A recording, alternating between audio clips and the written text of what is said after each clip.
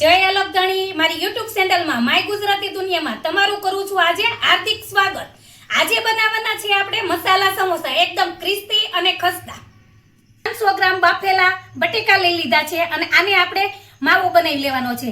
આપણે આ કાચા વટાણા લઈ લીધા છે, અડધો વાટકો આદુ મરચાની પેસ્ટ, આ અજમા લઈ લીધા છે, આ મીઠું લઈ લીધું છે અને આ મેંદો લઈ લીધો 500 ગ્રામ અને તેલ જોશે આપણે મોણ માટે। હવે આપણે મસાલાનો વઘાર કરી લેવી।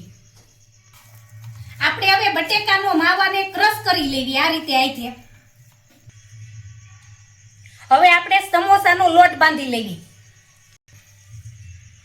આપણે પડ મીઠું થાય એટલે આપણે નાખી દેવી મીઠું 1 ચમચી। આ લીધો આપણે અજમો, હાથે આપણે આ રીતે ક્રશ કરી લેવાનું આઈથે એટલે પડ એકદમ સરસ બને આનું।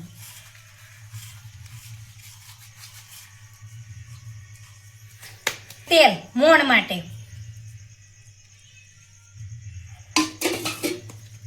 હવે આપણે લોટ સાથે મિક્સ કરી દેવી। આપણે સારી રીતે મોણ દઈ દીધું છે અને મુઠ્ઠી પ્રમાણે મોણ દેવાનું। આમ કરો કે મુઠ્ઠી ખુલી જવી જોઈએ લોટની।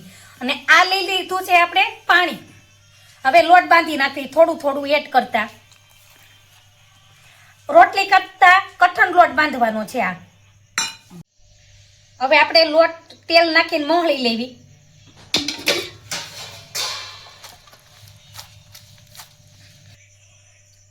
હવે 10 મિનિટ લોટને આપણે રેસ્ટ દઈ દેવી એટલે આને કૂણ આવી જાય કે આપણે બટેકાનો માવો વઘારી લેવી। હવે આને આપણે સાઈડમાં રાખી લેવી। આ થઈ ગયો આપણે બટેકાનો માવો કમ્પ્લીટ। આપણે લીધી પેન, એમાં નાખવી આપણે 3 ચમચી જેવું તેલ। તેલ થઈ ગયું આપણે ગરમ। હવે નાખી દેવી અડધી ચમચી હિંગ, આદુ મરચાની પેસ્ટ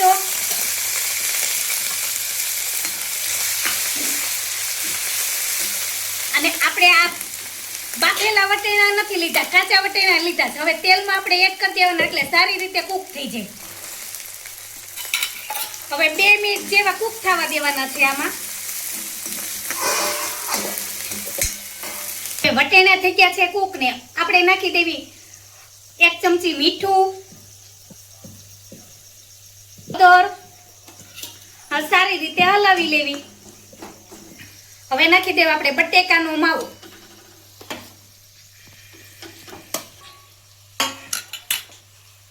બટેકાના માવાને 1 ચમચી આપણે ચાટ મસાલો, ધાણા જીરું 1 ચમચી, લીંબુનો રસ 2 ચમચી।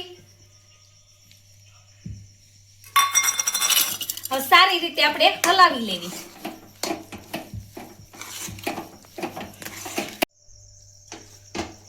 મસાલો થઈ ગયો આપણે રેડી। હવે આપણે આની માથે ધાણા એડ કરી દેવી। હવે મસાલા સાથે મિક્સ કરી દેવી। આ લીધો આપણે રોટલીનો લુવો। હવે મળી આપણે રોટલી વણવા। આ રીતે આપણે વણી લેવાની છે રોટલી। રોટલી થઈ ગઈ વણીને કમ્પ્લીટ। હવે આપણે એના 2 કાપા પાડી અને સમોસું બનાવી લેવી। છરીની મદદથી આ રીતના 2 આપણે કાપા પાડી લેવાના અને 1 કાપો આપણે હાથમાં લઈ લેવાનો। આ રીતે આપણે પડ હાથમાં લઈ પાણી લગાવી દેવાનું પહેલા, પછી આ રીતે બીજું પડ ભેગું કરી દેવાનું અને આ રીતે આપણે પડ ખુલે ને એટલે કમ્પ્લીટ કરી પછી આમાં આપણે માવો નાખી દેવાનો બટેકાનો। હવે પાછું આમાં આપણે પાણી લગાવી દેવી પડ એટલે આપણું ખુલે નહીં સેજે અને પછી આ રીતે આપણે સીપટી દઈ દેવાની। જોઈ શકો છો આપણું કેટલું ફાઇન સમોસું બનીને થઈ ગયું છે કમ્પ્લીટ। આપણે સમોસા ભરાઈને થઈ ગયા છે કમ્પ્લીટ। આ બધાય સમોસા આપણા ભરાઈને થઈ ગયા એકદમ રેડી કમ્પ્લીટ। ગરમ હવે આપણે નાખી દેવી એમાં સમોસા। આને ધીમે તાપે આપણે તળવાના છે એટલે એકદમ ક્રિસ્પી આનું પડ થાય।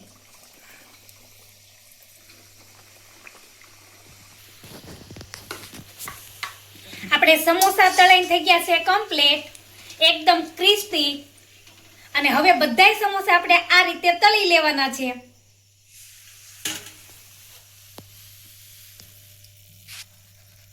સમોસા બનીને થઈ ગયા છે કમ્પ્લીટ.